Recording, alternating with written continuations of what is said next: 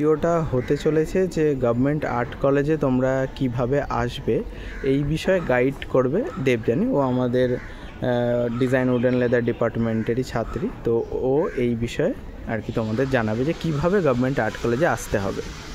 তো বল তুই। তোমরা যারা দমদম স্টেশন দিয়ে আসবে, দমদম স্টেশন ট্রেনে নেমে তখন মেট্রো স্টেশনে এসে এইদিকের মেট্রো ধরবে, মানে যেটা পার্ক স্ট্রিট আছে, মানে কবি সুভাষের মেট্রো ধরে একদম পার্ক স্ট্রিট নামবে। পার্ক স্ট্রিট 1 নম্বর গেট, যেটা মিউজিয়ামের দিকে আসলেই আমাদের কলেজ দেখতে পাবে, গভর্নমেন্ট আর্ট কলেজ। আর যা শিয়ালদার দিক থেকে আসবে, মানে শিয়ালদা ট্রেনে আসবে, ট্রেনে এসে বাস ধরবে, যে কোনো বাস, মানে যে কোনো ধর্মতলাগামী বাস, যেটা এসপ্ল্যানেড আসে, সেই বাসে এসে এসপ্ল্যানেড থেকে মিউজিয়ামের দিকে আসবে হেঁটে, প্রায় 5 মিনিট বা 6 মিনিট লাগবে, আসলেই আমাদের কলেজ দেখতে পাবে।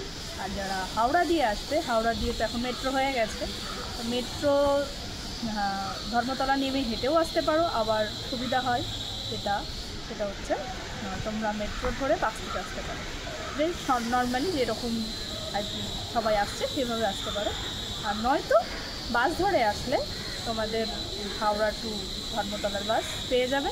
আবার পার্ক স্ট্রিট বাসও আছে, হাওড়া পার্ক স্ট্রিট বাস, তো পার্ক স্ট্রিট মোড় থেকে আবার বলি মিউজিয়ামের দিকেই আসতে হবে, তো তখন আমাদের কলেজ দেখতে হবে।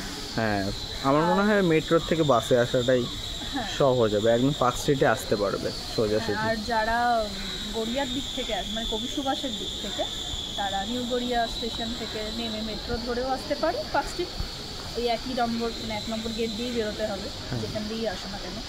আর যারা কালীঘাট থেকে আসবে তারা মেট্রোতেও আসতে পারো। আবার গড়িয়ার দিক থেকে বাসও আসে, ডিরেক্ট বাসও আসে, যেটা সদন হয়ে আসে, এই বাসে তোমরা আসতে পারো। আচ্ছা, সমস্ত ইনফরমেশনই তাহলে পাওয়াটা গেল যে কিভাবে আমাদের কলেজে আসতে হবে। তো এইরকম আরও ভিডিও আমার চ্যানেলে আগামীতে আসবে আর্ট রিলেটেড, তো এক্সাম রিলেটেড ভিডিও তো প্রচুর আপলোড করছি। তো ভিডিওটা ভালো লাগলে অবশ্যই লাইক করে দিও, আর যারা নতুন আছে সাবস্ক্রাইব করে দাও, পাশে থাকা বেল আইকনটি অবশ্যই অন করে রেখো। তো দেখা হচ্ছে পরবর্তী ভিডিওতে।